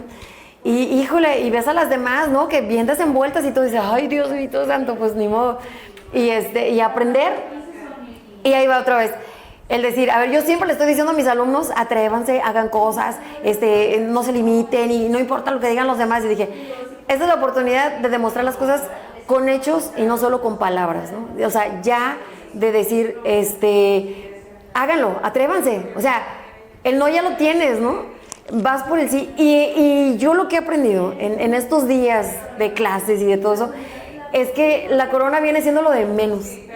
Porque estás tan enfocada en que te salga la pasarela, estás tan enfocada en que te salga el baile, en que te aprendas los pasos, en que no te choques con la compañera, que ya no sabes ni por qué estás ahí. O sea, tu objetivo, que es una corona según, pero no, o sea, tu objetivo es aprender a bailar, tu objetivo es aprender a caminar, tu objetivo es sentirte bonita, sentirte que puedes, ¿no? Y yo digo, no, o sea, mi objetivo es eso, estar ahí arriba con mi vestido. Ya, sí, la corona y eso, no, ya es lo de menos, ¿no? Y yo creo que sí estamos muchas. Somos 28 mujeres de diferentes áreas de Nuevo León. La mayoría de la zona metropolitana. Fuera de ahí solamente están 2 señoras de Cadereyta y yo, de acá de Montemorelos, ¿no? Que siempre llegamos tarde porque pues el trafical, ¿no? De llegar hasta allá. Pero bien motivadas. Si yo veo a las señoras, cada clase, ninguna falta, o sea, todas, ahí están las 28 y todas con sus tacones y todas en el baile, todas con el coreógrafo. Y yo digo, en mi vida había hecho una coreografía, ¿no? En mi vida había caminado con tacones del 15 centímetros, o sea, y dices, caray, o sea, esto te está dejando algo, o sea, aprender y otra vez que no tienes límites, o sea, que si tú quieres hacerlo, pues cambias todo y lo haces. Y entonces la corona, pues yo creo que, como les digo, ya viene siendo lo de menos. El progreso como persona es lo más importante. Ahí viene, por ejemplo, esto de que tienes que cantar y que un talento, que no sé qué. Decía, pues en mi vida he cantado y canto bien feo, pero lo voy a hacer. O sea, porque nunca nos atrevemos, ¿no? Por lo mismo, porque dices, ay, no, yo no voy a cantar porque canto feo, ¿no? Y aquí es de que, híjole, pues órale, te avientas y aunque cantes feo, ¿no? O sea, pero ya el pararte enfrente de las personas y el hacerlo y todo eso es la cuestión. Y luego lo que viene de presentarte el día de la final, ¿no? De presentarte frente a gente que no conoces, porque pues van a ir las familiares de las demás señoras y todo. Y la primera, digo, caray, ¿tendré la suficiente fuerza para pararme ahí? ¿Será que sí pueda? No sé. Pero ya lo siento ya ahora como una responsabilidad, porque mucha gente me ha estado apoyando, mucha gente que les he pedido sus likes para la página, y que me sigan y todo eso. La gente está respondiendo, mis alumnos todos los días que me ven, ¿y cómo vamos? ¿Y cómo vamos? Y échale ganas, y no sé qué. Y las madres de familia también, doctora, y los comentarios que me ponen y todo eso. Todo eso no te puede permitir echarte para atrás, o sea, te están empujando, Y entonces yo, cuando estoy en las clases y cuando ya estoy bofeando, que ya estoy bien cansada, me acuerdo, digo, no, o sea, hay gente que está creyendo en mí, gente que a lo mejor muchos de ellos votaron hasta sin conocerme, pero ahí está el voto, ¿no? Y dices, híjole, por esas personas tienes ese compromiso ya. Y el compromiso moral que tengo yo con mi familia, con mis hijos, porque yo decía, mis hijos tienen que ser más que yo y superarme en todos los aspectos. Y si yo estudié un doctorado, ellos tienen que estudiar más que eso, ¿eh? Y si yo puse un negocio, ellos tienen que poner 3. Y si yo me estoy atreviendo a hacer esto, ellos tienen que atreverse más. Y siempre he pensado que tus hijos no te escuchan, pero te están viendo, ¿eh? Saliendo ya y no me dejan, ¿no? Y el otro compromiso moral, pues es con mis alumnos, ¿no? De decirles, hey muchachos, si yo, que ya estoy grande, que todo, me atrevo ahí y pudiera pensar, exponerme a hacer el ridículo, pues sí, pero no lo hago por los demás, ¿no? Estoy haciendo por mí misma, por darme esa oportunidad de algo que nunca había hecho y que como lo veo ahorita, estoy así a nada de lograrlo, ¿no? A días que se pueda lograr. Bueno, pues ya saben, hay que apoyar a la verdad. Ah, sí, oígame, por favor. Ahí vamos a poner en Instagram, como quiera, ahí abajo, en redes sociales, Sí, todo. gracias. Y pues bueno, va la pregunta, ¿no? Nos gusta terminar esto con una pregunta. En este caso va a ser, si pudiera dar un consejo a toda la juventud que nos está viendo, ¿cuál sería ese consejo principal que podría dar? Híjole, pues el consejo que ha sido la experiencia de mi vida es: ten un plan, ten un proyecto, construye una metodología para llegar a donde tú tengas claro a donde quieres llegar. Pero si en el camino cambia el plan, si en el camino se cambian las circunstancias, cambio de plan, ¿no? O sea, no te quedes parado. A veces la adversidad y los problemas y todo eso nos van a hacer que demos la vuelta y dala, o sea, da la vuelta en la esquina y sigue caminando. Yo creo que a todos nos debe motivar eso, tener planes, tener ilusiones, tener proyectos. Eso es lo que te mantiene vivo. O sea, una persona que ya no tiene por qué vivir, que ya no tiene un objetivo, pues está sentado nomás Pero cuando tú dices, voy por esto, voy por lo otro, voy por aquello, y vas teniendo objetivos y planes y proyectos, eso siempre te va a mantener joven y te vas a mantener vivo. Y como en el electrocardiograma es así de sube y baja, sube y baja y sube y baja. Eso significa que estás vivo, que te va bien, que te va mal, que te va bien, que te va mal, pues estás vivo. Cuando la línea es así, es una sola línea, así horizontal, significa que ya te moriste. O sea, que ya estás muerto, ya se acabó la vida. Entonces hay que mantenerlo para arriba, para abajo, para arriba, para abajo. Está bien, a veces te va a ir muy bien, a veces te va a ir mal. Como dice el TikTok, ¿no? Un día te va a ir de la chingada, y al otro día te va a ir muy bien, pero al otro día te va a volver a ir de la chingada. Bueno, pero eso significa que estás vivo, que subes y bajas, que subes y bajas. Entonces, lo primero es tener un proyecto, tener un plan, tener un objetivo. Y ya si en el camino se modifican las situaciones, cambia de objetivo. Pero siempre ten algo a lo que llegar. Siempre ten un horizonte, siempre ten una razón para levantarte todos los días. Porque yo sé que cuesta trabajo. A veces yo tengo que levantar a las 4 de la mañana, a las 5 de la mañana. Y dices, no, mejor me quedo en mi cama aquí acurrucadito. Pero de repente te acuerdas, ay, es que hoy tenía que hacer esto, y hoy tengo que hacer lo otro. Y hoy iba a ir una señora y te levantas. O sea, entonces a veces no es otra cosa más que el que tienes algo que hacer, es lo que te saca de la cama. La flojera puede ser muy grande, ¿no? Pero cuando hay algo que te saca de tu comodidad, cuando hay algo que te saca de la rutina, de la tranquilidad, eso lo que te mueve es lo que te va a mantener vivo. Entonces, y así, tal cual, el electrocardiograma hay que mantenerlo para arriba, para abajo, porque ya cuando está en una línea, ya no, estaban unos pacientes en el hospital y acostados, ¿no?, con el monitor, y se escuchaba tit, tit, tit, y dice un señor otro, dice, ay, ¿eso qué significa? O sea, tit, tit, no me pones hasta el gorro. Y dice, no, ni digas nada, dice, porque cuando se deja de escuchar, vienen corriendo y te empiezan a mover, dice, entonces manténlo así, y es más, cuando se calle tú hazle tit, tit, tit, dice, porque si no van a venir a moverte. Y eso es la vida, ¿no? Cuando la vida ve que tú ya estás muy acomodado, viene y te sacude. Y eso. Totalmente. Perfecto. Bueno, eso sería todo. Muchas gracias. No, Muchas gracias. Gracias. Ya saben, la doctora está ahí con un concurso.